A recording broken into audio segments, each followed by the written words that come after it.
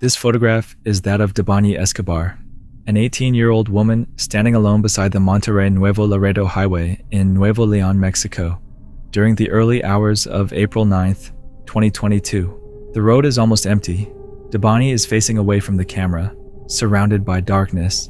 However, there is an important fact often omitted from retellings. This was not the final time Debanhi was recorded alive. Security cameras captured her after this photograph was taken. Those later recordings and the mystery they bear are central to a case that remains unsolved. Debanhi Suzana Escobar Bazaldua was an 18-year-old law student and the only daughter of teachers Mario Escobar and Dolores Bazaldua. On the evening of April 8th, 2022, she went out with two young women identified publicly only as Yvonne and Sarai. One was described as her friend, and the other as an acquaintance. According to their later account, the group visited several locations before arriving at a party venue called Quinta El Diamante in General Escobedo, outside Monterrey. They stayed until approximately 3:50 in the morning. At some point during the gathering, security footage captured Debanhi running out of the venue. A young man followed and attempted to stop her, but she resisted, and several other people soon gathered around them. Because the recording has no audio, it does not reveal what caused the confrontation or what anyone said. Debanhi's companions said they became concerned about taking her home safely. They contacted David Cuellar, a driver who worked with the ride-hailing company DD, and whose telephone number they already had. The journey appears to have been arranged directly rather than through the DD application, which meant the company was not aware of the journey, leaving David to act without caution. At about 4 in the morning, Debanhi entered the front passenger seat of David's car while her friends left separately. What happened inside that vehicle is still being debated. Debanhi's father said that surveillance material suggested David had touched his daughter inappropriately, causing her to demand that the car stop. David denied this and maintained that Debanhi decided to exit voluntarily. During a later interview, David played a recording he said he had made inside the car. A young woman believed to be Debanhi can be heard saying that her parents deserved the truth. David asks what truth she means, but she gives no explanation and repeats the phrase. David said she appeared confused and may have mistaken him for someone else. The recording's meaning, and whether it had any connection to her disappearance, has never been publicly established. At approximately 4:25 in the morning, Debanhi got out near kilometer 15.5 of the Monterrey-Nuevo Laredo highway. The location was between the Alcosa Transportation Company and the Nueva Castilla Motel. David then photographed her standing beside the road. He reportedly sent the picture to her friends as evidence that she'd been alive when he left. That image spread across Mexico after Debanhi was reported missing. It appeared on search posters, news reports, murals, and protest signs. To many people, the sight of a young woman abandoned beside a highway became a symbol of the dangers women face in Mexico. But Debanhi did not remain where the picture was taken. Surveillance footage shows that she crossed the highway and approached the Alcosa Transportation Company. At approximately 4:29, she walked toward its security booth, possibly looking for assistance. Investigators initially made contradictory statements about whether she entered the company's property. No publicly released recording clearly shows what occurred at the booth. About 6 minutes later, at 4:35, a camera recorded Debanhi entering the grounds of the Nueva Castilla Motel while running. The reason has never been established. It is unknown whether she was frightened, trying to find help, avoiding someone, or simply moving quickly toward a place that appeared open. At 4:36, another recording placed her near an abandoned restaurant on the motel property. At approximately 4:56, a camera captured her near an unused swimming pool area. Nearby were several underground water storage tanks, or cisterns. After that, Debanhi disappeared from the available footage. No recording released publicly shows her leaving the motel. No witness has provided a confirmed account explaining who, if anyone, she encountered there. Investigators have also never clearly explained how she moved between different parts of the complex, some of which were separated by walls. When Debanhi failed to return home, her parents began searching. For the next 13 days, Mario Escobar and Dolores Bazaldua repeatedly returned to the highway where the photograph had been taken. Volunteers, police officers, search dogs, and drones examined the surrounding area. The Nueva Castilla Motel was an obvious location to investigate because it stood close to where Debanhi was last seen, and its cameras had recorded her entering. The motel was searched 4 times on different occasions with no findings, But on April 21st, a motel employee reported an odor near the cistern beside the unused pool. Investigators examined it and discovered Debanhi's body inside. The location was only a short distance from the point where the searches for her had begun. Her father confirmed her identity during the early hours of April 22nd. The discovery immediately raised serious questions. How had numerous search teams failed to examine the cistern properly? Had its lid been open or closed on the morning Debanhi disappeared? Why had motel employees not noticed anything sooner? And why did the motel initially claim that it did not possess useful surveillance recordings, only for extensive footage to emerge later? The investigation became even more confusing when forensic specialists produced 3 conflicting accounts of Debanhi's death. The first examination was performed for the Nuevo Leon authorities.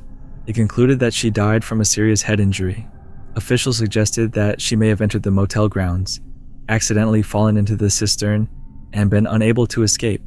Her parents rejected this explanation. They believed somebody had attacked their daughter and accused the state prosecutor's office of trying to close the case prematurely. The family obtained a separate forensic review. That report interpreted the evidence differently, concluding that Debanhi had died violently and identifying possible evidence of sexual violence. These conclusions directly contradicted the state's original account. Because the reports could not be reconciled, Debanhi's body was exhumed and examined again by a team of forensic specialists from Mexico City, with the participation of an international expert accredited through UN Women. The third examination produced another result. In July 2022, the team announced that Debanhi had died from suffocation caused by the obstruction of her airways. It found no evidence confirming sexual violence. It also estimated that she died between 3 and 5 days before her body was discovered. That estimate created perhaps the case's largest unanswered gap. Debanhi disappeared on April 9th, but her body was discovered on April 21st. If the third examination's estimate was accurate, she may have remained alive for approximately a week, or longer, after she vanished. So where was she during that time? Was she somewhere inside the motel complex? Had she left and later been returned? Did somebody hold her elsewhere? Or was the estimated time of death inaccurate because of the difficult conditions in which her body was found? No publicly disclosed evidence has conclusively answered these questions. Meanwhile, responsibility for the main investigation moved away from Nuevo Leon. Mexico's federal government began providing technical, forensic, and intelligence support in May 2022. Later that year, the Federal Attorney General's office, known as the FGR, formally assumed control of the principal investigation. The transfer was supposed to overcome the failures of the state investigation, but it did not produce a publicly identified suspect. The case generated nationwide demonstrations and became associated with a wider crisis of disappearances and killings of women in Mexico. Debanhi's photograph was reproduced repeatedly because it seemed to show vulnerability in its starkest form. One young woman alone on a highway, while everyone responsible for helping her had disappeared from the frame. As of August 2026, more than 4 years after Debanhi disappeared, nobody has been arrested for her killing. Her parents say the FGR has not even formally classified the federal case as femicide, and they have considered seeking help from international human rights organizations. This photo is disturbing not because it was Debanhi Escobar's final photo. The photograph instead marks the beginning of a blank space, one that should have been filled by surveillance footage, witnesses, competent searches, reliable forensic evidence, and a serious investigation. More than 4 years later, that blank space remains. This photograph was taken on November 1st, 2002, at the funeral of Manfred and Maricia von Richtofen in São Paulo, Brazil. On the left is their 15-year-old son, Andreas. Beside him is his 18-year-old sister, Suzane. Both appear overwhelmed. Andreas looks downward while relatives place reassuring hands on the siblings' shoulders. Suzane's face is red and tearful. At the time, the photographs seemed to document 2 children mourning the sudden deaths of their parents, but only one of them knew what had really happened. Suzane had helped plan the killings, removed her younger brother from the family home, allowed the perpetrators inside, and participated in an attempt to disguise the crime as a burglary. But Andreas knew none of this. Manfred Albert von Richtofen and Maricia von Richtofen were both 49 years old. Manfred was a German-born, naturalized Brazilian engineer who served as an engineering director at Dagsa, São Paulo's state highway development company. Maricia was a psychiatrist. The family lived in a large house on Rua Zacarias de Goy in Brooklyn, an affluent district of southern São Paulo. Their oldest child, Suzane Louise von Richtofen, was studying law. Their younger child, Andreas, was still in school. To people who knew them, the family appeared financially comfortable and generally conventional. Behind the appearance, however, a serious conflict had developed over Suzane's relationship with Daniel Cravinhos. Suzane had met Daniel in 1999. He was an accomplished model airplane enthusiast who had originally become connected to the family through Andreas's interest in the same hobby. Shortly after meeting Suzane and Daniel began dating. Manfred and Mauricia initially permitted the relationship, but their attitude changed as it became more intense. They reportedly became concerned about Daniel's lifestyle, the effect the relationship was having on Suzane's studies, and the couple's increasing unwillingness to accept parental limits. Eventually, they prohibited the relationship, but Suzane and Daniel continued meeting secretly. In desperate need of freedom, the couple began discussing the deaths of Manfred and Mauricia approximately 2 months before they acted. Daniel's older brother, Christian Cravinhos, was eventually brought into the plan. On the evening of October 30th, 2002, Suzane and Daniel collected Andreas from the family home. Their parents did not permit the 15-year-old to remain outside so late, but Suzane persuaded him to leave. They took him to a late-night internet cafe, where he believed he had simply been given an unusual opportunity to spend several hours playing computer games. Removing Andreas served two purposes. It ensured that he would not be inside the house when his parents were attacked, and it helped Suzane and Daniel construct an explanation for their whereabouts. After leaving Andreas at the cafe, Suzane and Daniel met Christian. The three drove back to the von Richtofen residence in Suzane's car. Because she lived there, Suzane could enter without forcing a door or alerting the family. She disabled the property security system, allowed the Cravinhos brothers inside, and confirmed that her parents were asleep. Daniel and Christian then went upstairs and fatally attacked Manfred and Mauricia in their bedroom. Suzane did not enter the bedroom during the attack. When the attack was over, the three attempted to transform the bedroom and library into the scene of a robbery. They disturbed objects, opened the family safe, and removed cash. According to the first police reports, approximately 8,000 Brazilian reais and $5,000 were taken. But the staging was inconsistent. There was no sign of forced entry. The security system had been switched off. Some objects had been moved, while other obvious valuables were left behind. The perpetrators appeared to know precisely where the family kept its money. After leaving the house, Suzane and Daniel went to a motel and requested a receipt in an effort to document an alibi. They subsequently collected Andreas from the internet cafe and returned with him to the family home. At approximately 4 a.m. on October 31st, the police were called. Suzane initially presented herself as another surviving member of a family that had apparently been targeted during a burglary. Investigators did not immediately accuse her.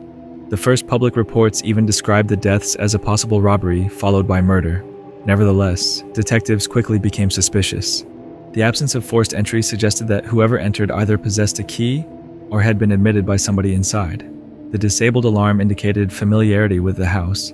The selectively disturbed rooms looked more like staging than the disorder normally produced by intruders searching hurriedly for valuables. Officers commented on Suzane and Daniel's conduct after the deaths. Their apparent composure, questions about the investigation, and various reactions were repeatedly interpreted as signs of guilt.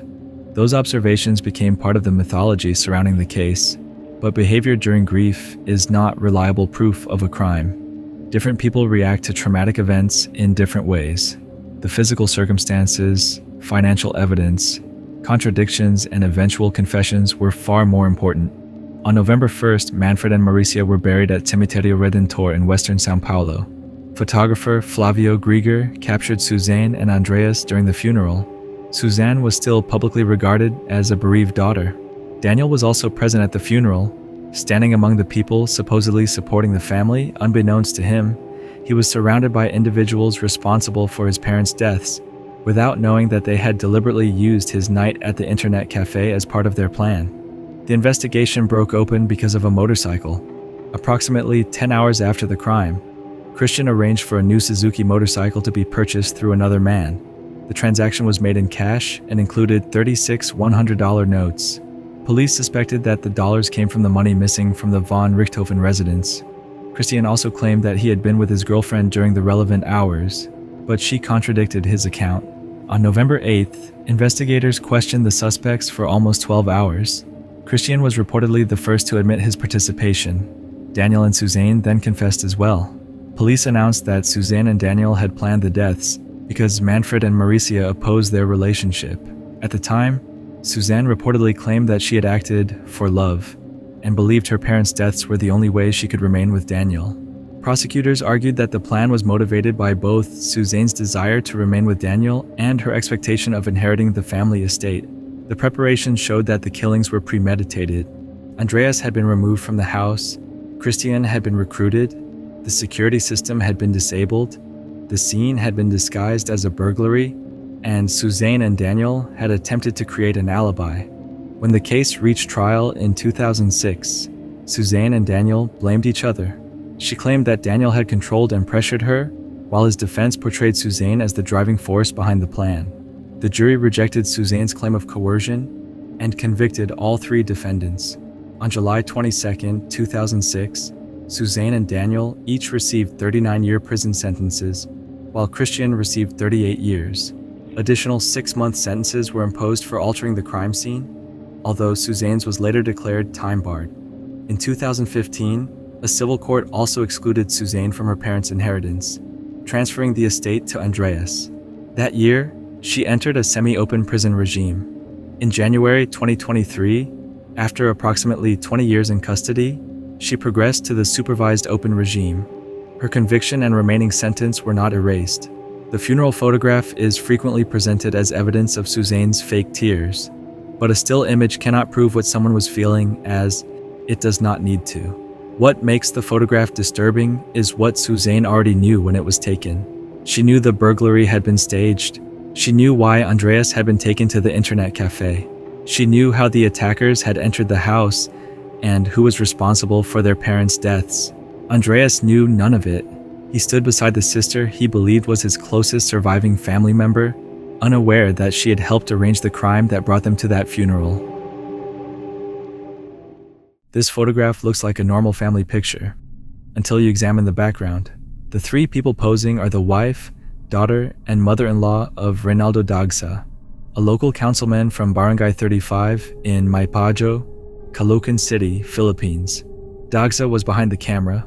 On the left side of the photograph, a man wearing a baseball cap is aiming a handgun directly toward him. On the opposite side, another man appears to be watching what is happening. This was the final photograph Reynaldo Dagsa ever took, but the complete story began before that night. Dagsa, sometimes called Bong by those who knew him, was more than a local politician. He had worked as a professional photographer, including reported work for a television network and a Japanese newspaper. He was also an army reservist with the rank of corporal and participated in his barangay's peacekeeping and anti-crime activities. His relatives described him as someone who would respond when people in the community needed help, even late at night. Friends and fellow officials said he had become involved in efforts against a local group known as the Pass-Away Gang. According to people from the neighborhood, members of the group had frightened residents by threatening them and recklessly firing weapons. Dagsa reportedly contacted the police, contributing to criminal charges against alleged gang members, including Arnel Buenaflor. Dagsa had also been a witness in a case involving several of the eventual suspects, and this apparently made him enemies. On the evening of December 31st, 2010, Dagsa went to sleep but asked his family to wake him before midnight. He wanted to join them outside as the neighborhood welcomed the new year. Shortly after midnight, on January 1st, 2011, the family gathered on Tuna Street, near their home. Firecrackers were exploding throughout the area, creating a constant wall of noise. Dagsa picked up his camera. His wife, daughter, and mother-in-law posed beside the family car, smiling and looking toward him. None of them appeared to notice what was happening behind them. As Dagsa prepared to take the picture, Arnel Buenaflor emerged near the vehicle and aimed at him. At almost the same instant that Dagsa pressed the shutter, he pulled the trigger.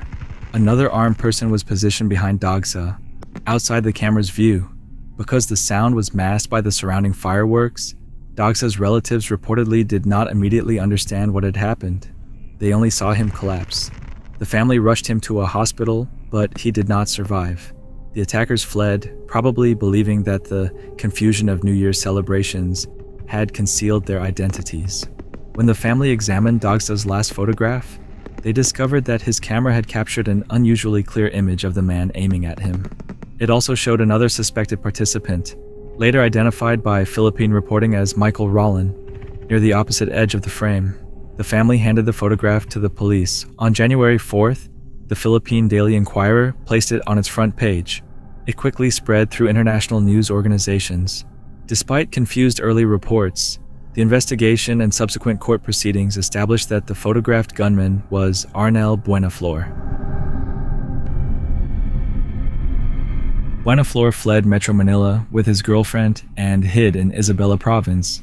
His location was reportedly exposed after he lost his phone on a bus. A passenger recognized him from the widely published photograph and turned the device over to authorities. Messages on it led police to suspect that the attack had been planned by a larger group, although allegations involving payment or an unidentified handler were never conclusively established. Buenaflor was arrested on January 6th. He claimed he had acted out of revenge, while investigators suspected connections to Dagsa's cooperation with police against a local gang. 5 men were initially charged, but the final court record most clearly establishes the convictions of Buenaflor and Frederick Sales. Prosecutors relied on eyewitness testimony and other evidence in addition to Dagsa's photograph. The courts found that the killing involved treachery and evident premeditation. On August 8, 2018, the Philippine Supreme Court upheld both convictions. Buenaflor and Sales received reclusion perpetua without eligibility for parole, along with orders to compensate Dagsa's family. The publicly available records do not provide an equally clear outcome for every other person originally accused. Dagsa was later buried with honors. His final photograph became internationally recognized because it captured a very dark moment. A man few minutes into a new year with new goals and renewed hope. A family calmly celebrating a new year with their loved ones, all for it to be destroyed with a click of a shutter. He intended to preserve a family memory. Instead, he captured his killer.